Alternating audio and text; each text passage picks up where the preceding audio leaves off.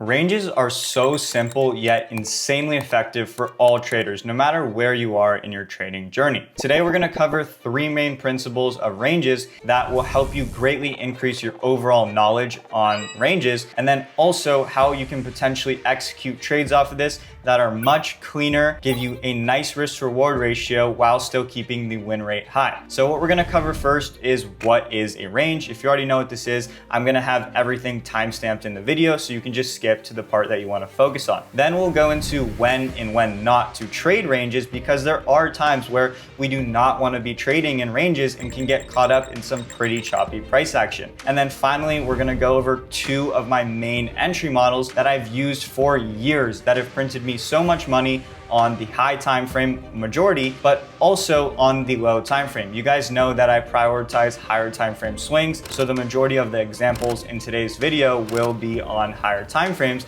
But don't fret, this will still work on low time frames if that's your thing. But personally, I just like to trade the high time frame. So let's just get right into the charts and learn what is a range. Essentially, you can think of a range like horizontal price action. We know we have uptrends, which look like this, and we have downtrends, which look like this. Ranges don't really have a trend, they just trend horizontally. So that was a contradiction, but whatever. They're trending horizontally. We have no real up or down movement. We are just trading between a high and a low. We call this high the range high, and we call this low the range low. We can go ahead and just label this so it's a little bit easy, range high, and then we also have the range low, just like this. And then price will trade in between these two levels until proven otherwise. So this is a range. And how do we classify something as a range? Well, I would say at least one retest of the range high and range low will classify this as a range, like so. So let me show you a quick example of something that would not be a range. Something like this, I would not classify as a range because we spent no time in this region right here. We just had a quick sweep of these highs right here, but we had really no horizontal price action. This was just a quick sweep into a move to the downside instead of over here where we clearly showed that we bounced between a range low and a range high. So that's it. The range high acts as resistance. You can expect price to reject, and the range low acts as support where you can expect price to bounce. Now, when do ranges form within the market? And if you think about it, it makes sense because ranges are horizontal price action, meaning that the percent that price is moving is going to be lower than in a trend. For example, this downtrend right here has a movement of negative 15%, whereas this range is trading in a 4.3% range. So from each high to low and from each low to high, it's about 4.3%. So the moves are getting smaller. We're pretty much consolidating before we take another move either to the upside or downside. Doesn't really matter. So ranges will usually form after these big moves occur. For example, we have a massive move to the downside. Price will then range before either continuing to the downside. Hold on, you guys can't see. Before either continuing to the downside like this or potentially shifting the trend and moving to the upside. But we can see that ranges will form after a big move. Same thing to the upside. Say we had massive move to the upside, price will then range before either continuing up or down. Doesn't really matter, but that's just something to note. After a big move, you will usually see a range, and these ranges can be very powerful when we learn how to trade them. One more thing to note in a range is something called the mid-range, or mid-range pretty much, yeah. So you can mark this out with a fib. You'll see that in the last strategy, or the second strategy that I'm going to teach you today, we're going to use these fibs a lot, so you can just get comfortable marking out your ranges with fibs.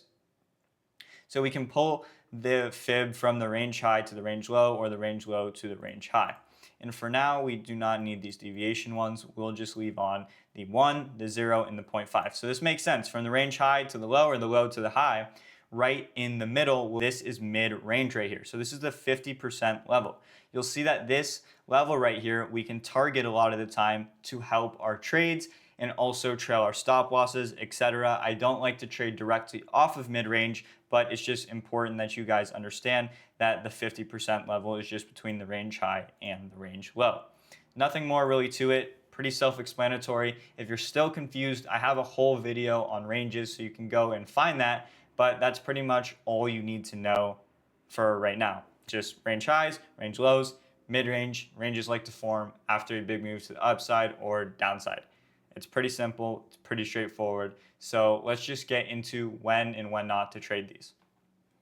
Okay, firstly, let's just get this out of the way. When do we not want to trade ranges? You do not want to trade ranges when we are in the mid-range. So like I said before, we use mid-range to target areas of potential take profits and to trail our stop losses, but we don't really want to trade directly off of them, meaning we're placing orders in the mid-range, targeting range highs and range lows.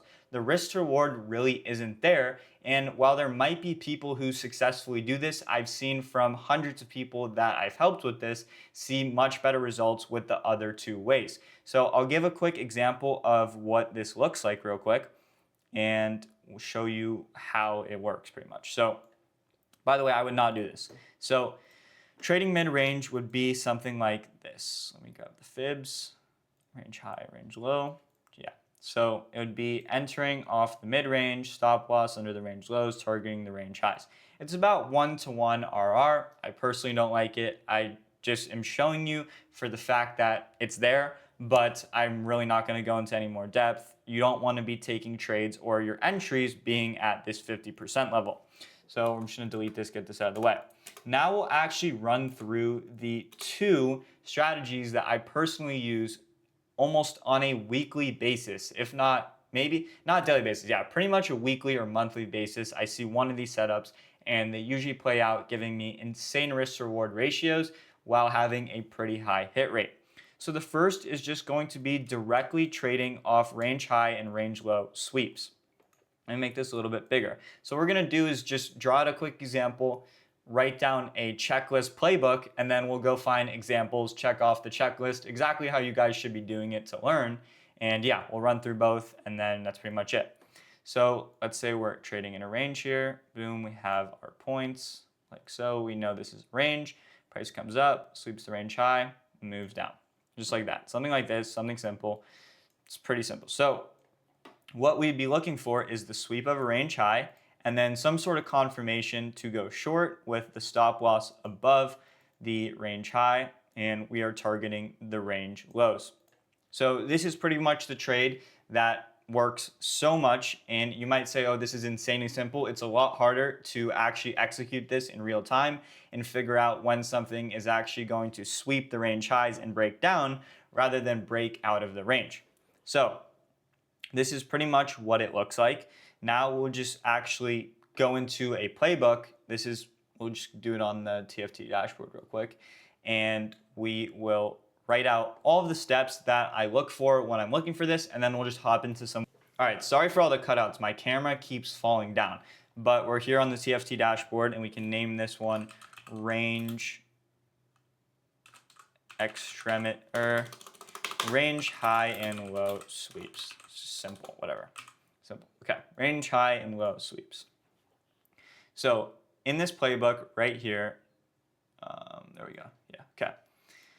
So we can go ahead and build out a little checklist that we want to see every single time to take this trade. Usually it's going to be around 2 to 3 RR, which is a sweet spot, and it has a pretty good hit rate if you're following everything on the checklist. So we'll just do a general thing. So the first thing is we're going to need a sweep of range highs / lows.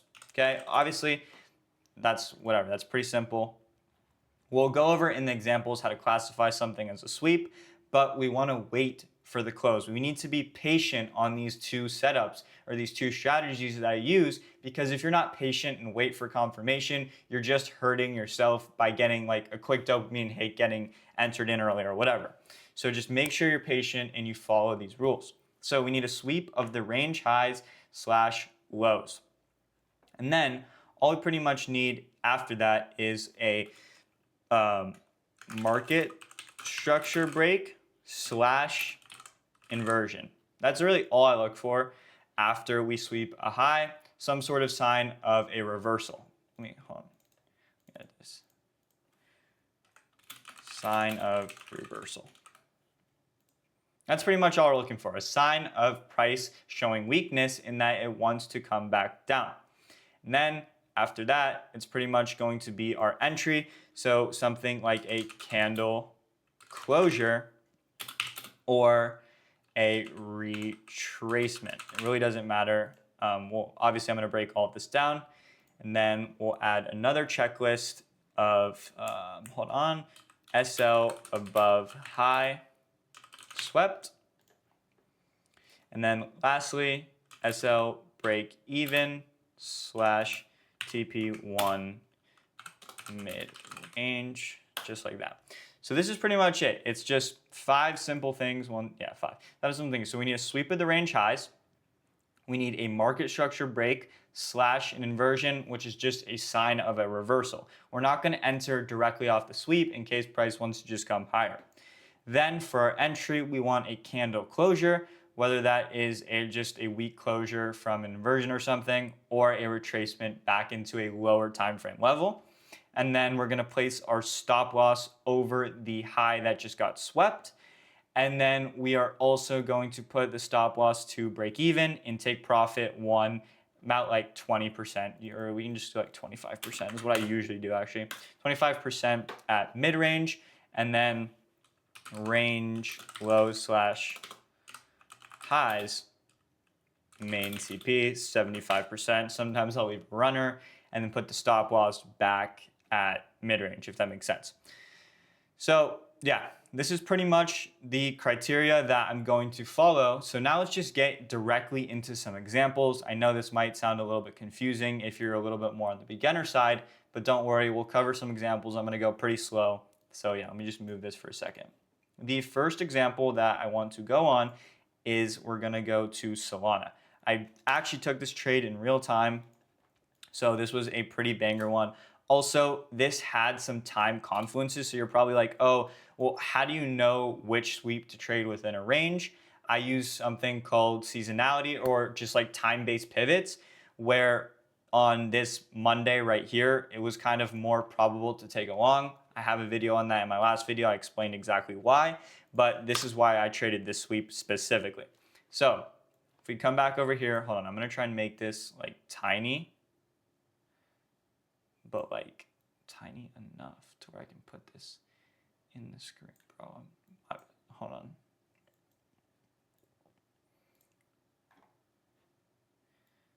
Should put over to this side. Okay, this side's fine. Okay, I'm a tweaker. You can't do it. Okay. Anyways, you guys saw the checklist. You can take a screenshot of it. I'll put it back up in a second. But I'm just going to show you this trade, run through the checklist, make sure everything's good. And yeah. So as you can see here, we are on the 4-hour time frame.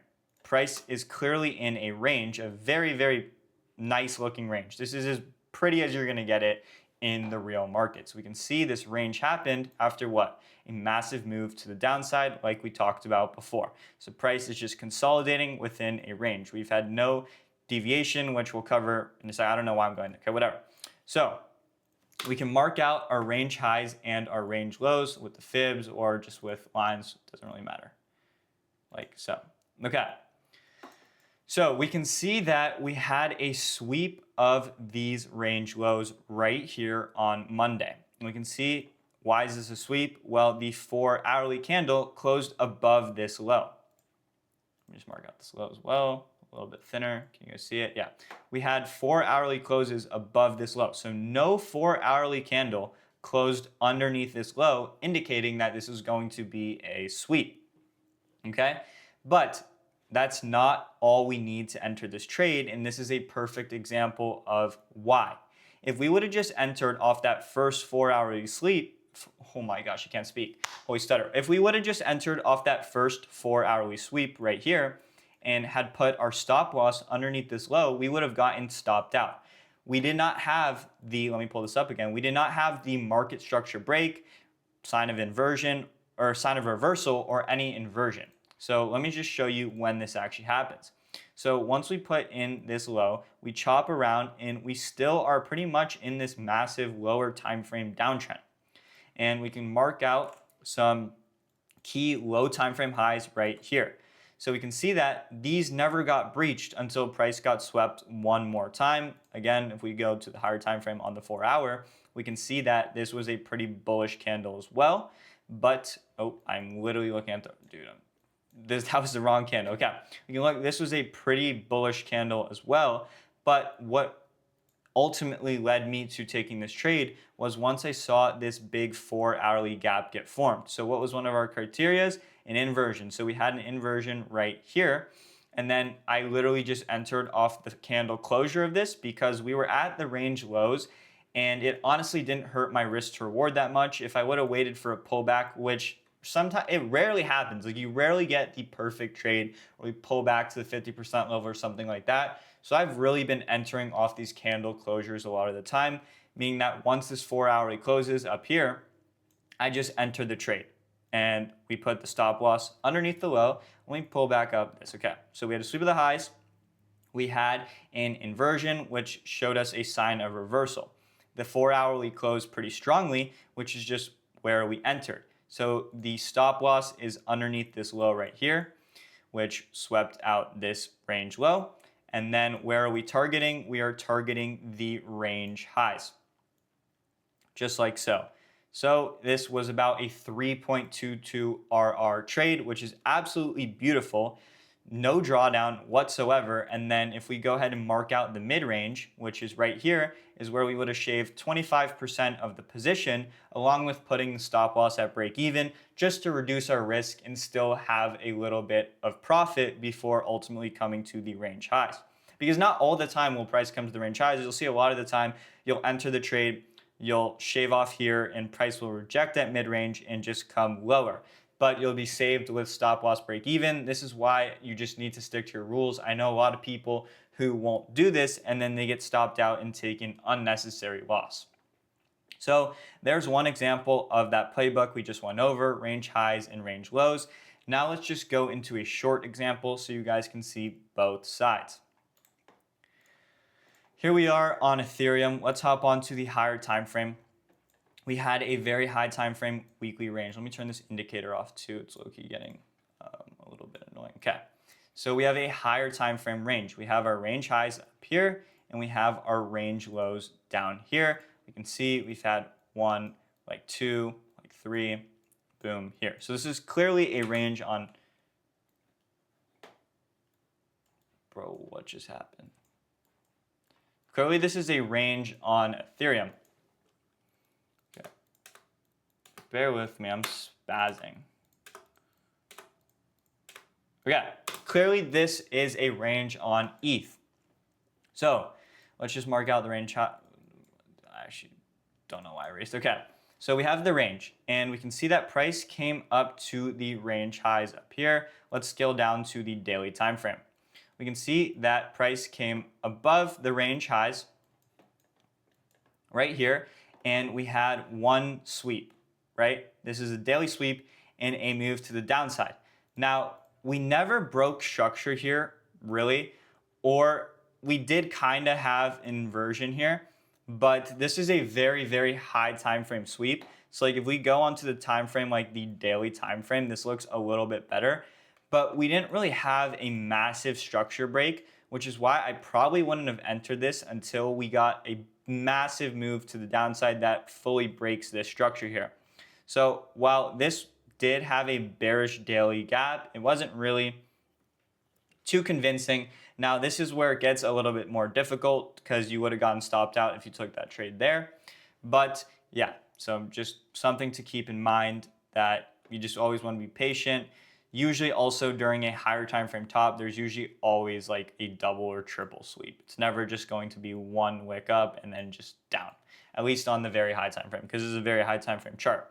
So once we do sweep this out again, we have actually serious red days. So this is a serious break of structure right here, indicating that price might want to reverse, okay? And then this one was a retracement into the 0.5 or whatever it is that you have for a confluence.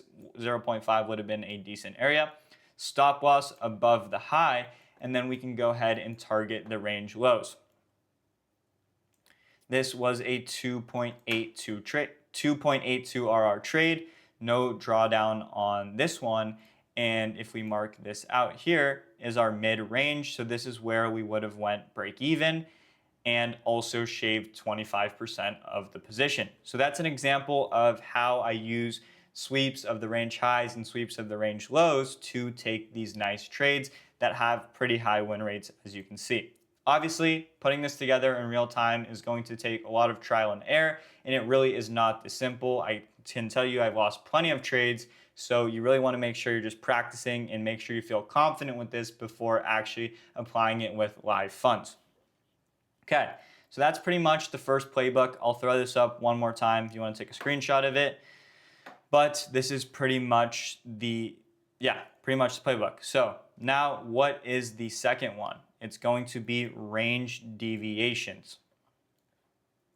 We'll draw this out. We'll do the same thing with the playbook. And then, yeah, that'll be it for ranges. This is very simple. I only really use these two entry models and ranges. That's it. I don't really touch anything else. Okay, so the second one is going to be a deviation. Now, deviation is pretty much just when price breaks a key level and attempts to move higher and then drastically reverses into the opposite direction. Probably explained that very terribly, so let me just show you what I mean. Okay, we are in a range, have a range highs and range lows. Price will come up above the range highs, and at this point, you can clearly see the difference between a deviation and a sweep. A sweep is going to be a lot shallower. It's going to be a quick wick above here, but we never really had any closes. Whereas a deviation, we might actually get several closes above the range highs and still be able to take out these range lows before any move further to the upside. So we know how to mark out the ranges with the fibs. Now, some key fibs that I like to use for deviations are going to be the 1272 and the 1314. You can put these on negative and positive, and also the 1618 as well sometimes, but these are the main ones that I like to use. And I'll show you how often this gets hit in the real market. Okay, but essentially we have our range like so, range highs, range lows. Price will come up above, close a bunch of times above these range highs, and then sharply decline back in the range and move like this. So this is pretty much what a deviation is. Here is our deviation above the range highs, and then we have a sharp move to the downside, retest the range highs before continuing lower. Now, obviously these two look very different, so hopefully you guys can tell, that these two are different. Range deviation or just sweeping range highs and sweeping range lows. I honestly like the deviations a lot more.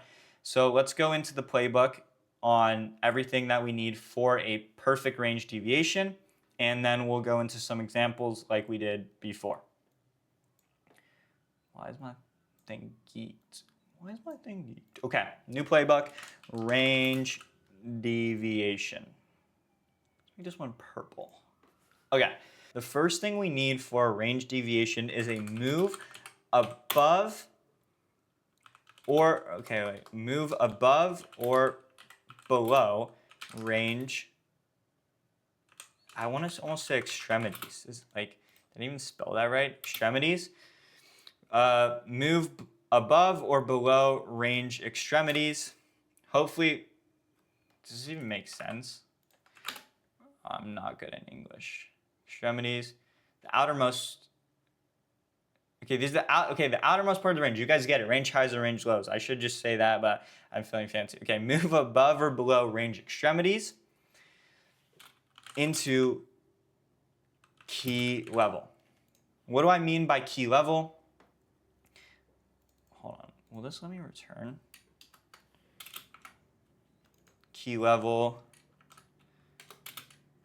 fibs, swing points, etc. So yeah, what I mean by key level is pretty much just any key level. So whether that's like daily, monthly, the time-based levels that I always talk about, whether that's the range deviation fibs, whether that's some swing points, order block, whatever it is that you want, we just need a move above or below the range into a key level. That's the first thing. The second thing we need is a strong, I'm gonna highlight this, or you know what, I'm gonna go violent. We need a violent move in up direction back, below, or above range high or low. Hopefully this makes sense. It's just like I have to go with both sides, so it just makes sense. But we need a violent move in the opposite direction, back below or above the range high or low, just depending on which side we are trading on. Okay? After that, we're going to need either, it's the same thing really for our entry, we're going to need a candle closure, or we're going to need a retracement. Like so. Then SL is going to be above that move into key level. Okay. Break even at mid-range. Not take profit at mid-range, break even. Main CP range lows. If it's a true deviation, price should move way further down than the mid-range, so you would honestly just be cutting your profit short. So this is the checklist. Move above or below range extremities into key level. Violent move in opposite direction, back below or above range high, range low. I shittily explained that.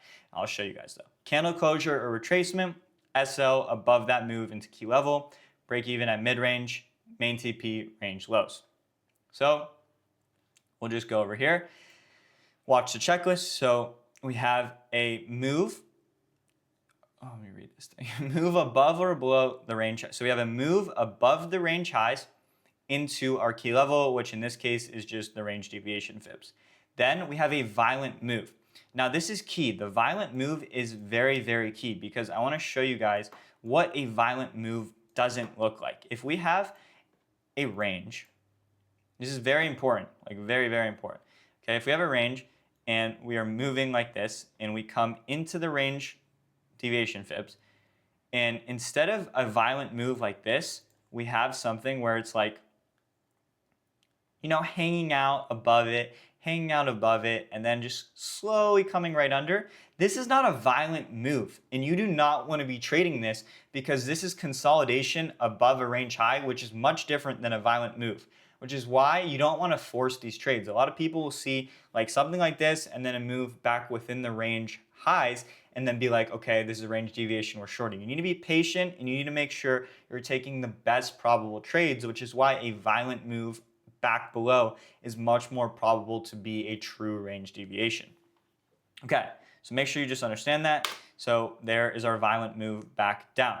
Now in this drawing that I drew up, it's a retracement, and we retraced right into the range highs, which are now acting as resistance like before, and this was just a deviation above it, and then we puke.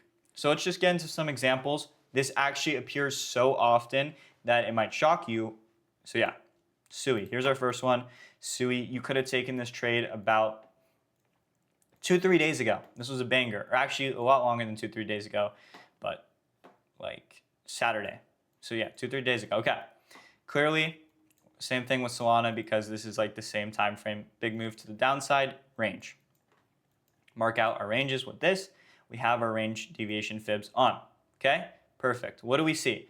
Price is trading just in the range. The range deviation fibs get tapped. We can see how right here could have also been a deviation of the range lows, but we didn't go deep enough into the fibs, so I honestly wouldn't have been interested. I didn't even take a trade on SUI. I just saw this though. I thought Solana was a better trade, but this would have been a prime example. So we come into the deviation fibs right here on the 4-hour time frame, and then what do we need after a move below the range lows into our key level? We need a violent move in the opposite direction, not some bullshit chop. We need a violent move, and we can see this with 2 4-hourly candles down, 2 4-hourly candles up that retrace or wipe out that full move to the downside. So this is a violent move to the upside here. We have not one single red candle before the actual retracement. So this is what I consider a violent move to the upside. Then what is the next thing? We need a candle closure or a retracement. Now in this case, I don't even want to use fibs. Screw the fibs. In this case, we retraced into the ranged lows. You'll see that after a deviation, the range lows or the range highs usually get retested if it is going to be a retracement. So that is where I would place the entry. And then the stop loss, what do we have in our checklist? Let me bring it over here real quick. So after the candle closure or retracement, we have the stop loss above that move into the key level. Stop loss below. In this case, it's below. Let me change this. So it's stop loss above or below that move into the key level. Can't discount it. Okay, yeah. So stop loss below the key move or below the move into the key level and target the range highs. So obviously this trade hasn't played out. You can watch this in real time. But if you notice one thing, to turn on the mid-range, look where price rejected at the mid-range, sweeping this initial high that made this move. So right now you would be 25% shaven, and then also your stop loss is back at your entry. So you're in a risk-free trade here that has already made money, and you're trading within this 4-hourly imbalance right here as well. So this looks fine. This was a perfect example of a range deviation. Whether it plays out or not, it doesn't really matter because you've reduced your risk and taken your profits. So one banger example so far. Now Ethereum is like my favorite example of a range deviation. It literally just puts everything together for me, and I understand it so insanely well. So just pay attention here because this is like literal sauce. So if you go ahead and mark out our key levels on ETH, we can see that we have, let's just say that this price action hasn't happened. I'm not going to go into replay mode because that's a little whatever, but okay. So this is obviously a key. If my camera falls one more time, I'm actually about to crash out. We obviously have a key swing high right here on ETH, and then we have a key swing low right here on ETH as well.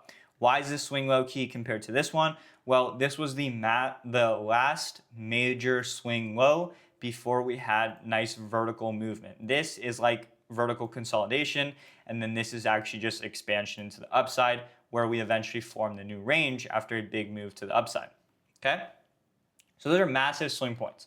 So these are gonna be our key levels. Now at the same time, if we go ahead and put these range deviation fibs on our range, we already went over an example on Ethereum on how to trade it right here, but we can also see that the range highs and range lows both got deviated perfectly into key levels, into our key fibs at the same time. So you had two key levels pretty much in the same spot. You had the deviation fibs and you had key swing points. So that's just extra confluence for this, and we have perfect entry setups as well.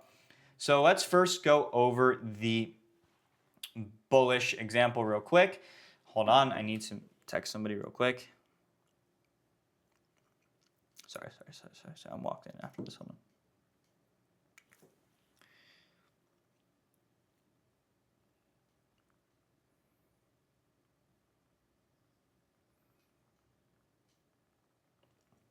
Okay, sorry. Okay, so let's go ahead and mark out the key swing points right here as well. Okay, so range, we already know what the range is, okay? We have weekly, we're on the weekly time frame, so this is very high time frame deviation. So on the very high time frame, it's going to obviously take so much more time to play out. You're gonna need a lot of patience. Swing trading is not for everybody, but if you have patience, it's like everything just gets put together, okay? So strong move, where's our checklist? Okay, so the first thing we need is a move above or below range extremities into key levels. So we have a move below the range lows into our key level. This key swing low also coinciding with our deviation fibs. At the same time, we have a sweep of this and it's confirmed by this weekly closure above it. Now we're not going to enter off that because we still need a violent move in the opposite direction back below or above the high or low. So we need the move back above the range highs. Now, when we're actually looking at this, this is a 57% move. So it just really shows you how patient you need to be, but this is a great example of a high time frame setup. I'm not gonna say that again, I'm probably boring. Okay, so look at this. This is a violent move. It's not a chop move. I just really wanna get this in your guys' head. It's not a choppy move, whatever. This is a violent move to the upside. So that fits the criteria, violent move to the upside, massive weekly imbalance, okay? Now, obviously, we'd look for a retracement within the imbalance.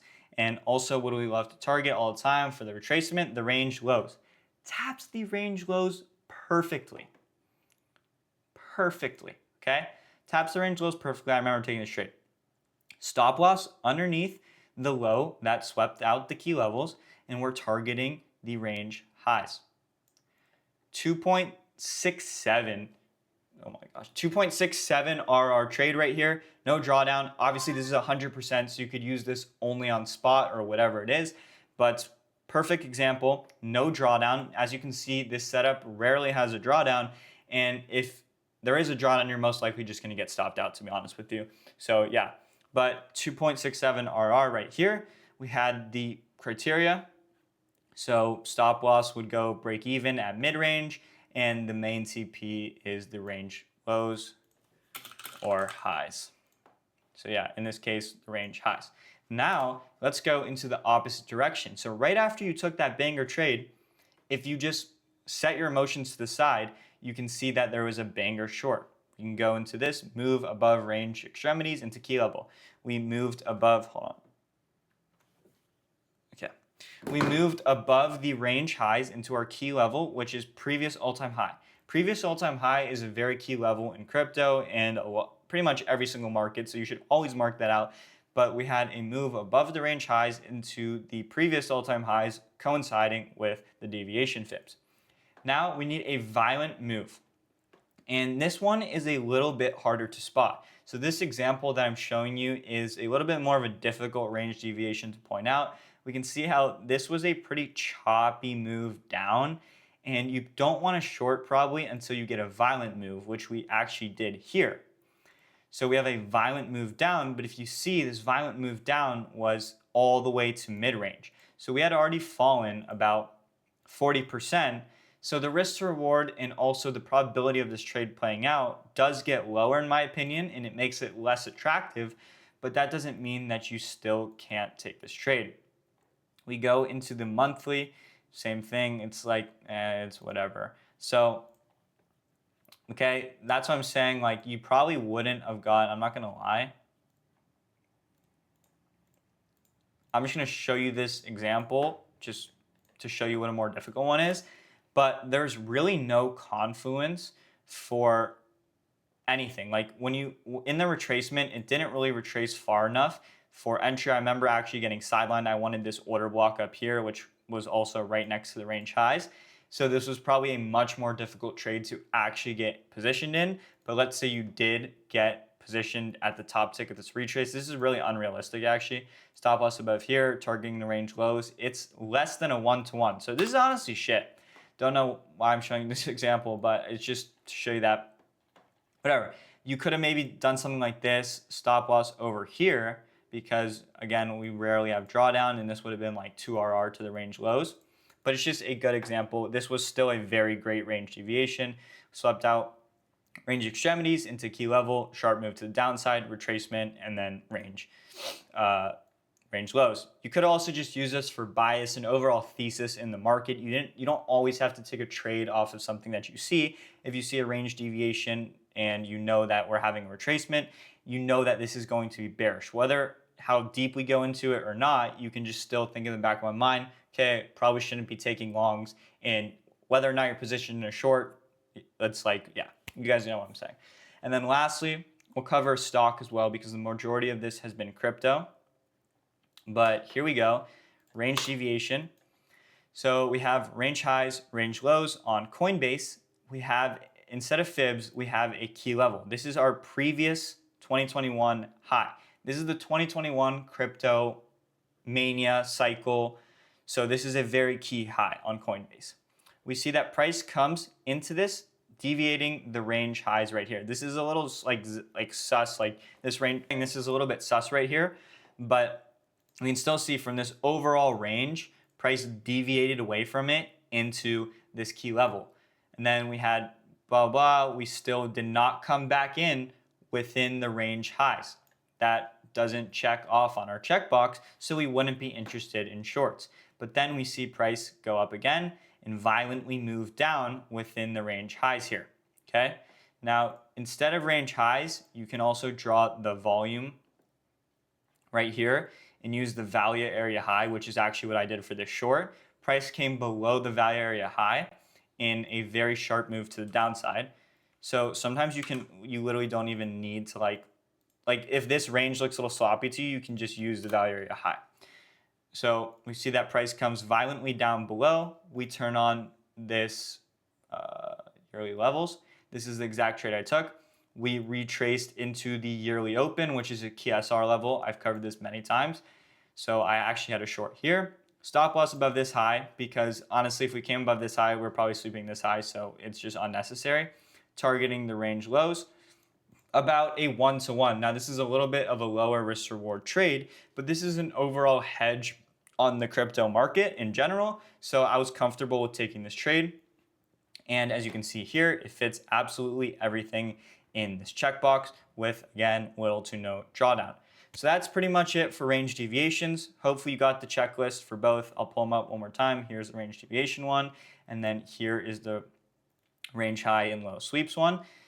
This is the Trading for Toddlers dashboard. I'll put a link in the bio, or not in the bio. I'll put a link in the description if you guys want to check it out. It's still kind of being worked on, so it's a little bit buggy, but we're getting there.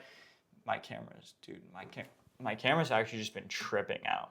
So yeah, if you want to check that out, you can. And that's pretty much it for the ranges video.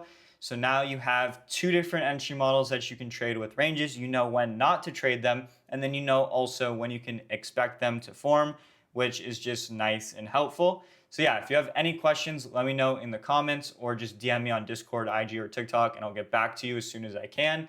And I'll see you guys in the next video. Yeah.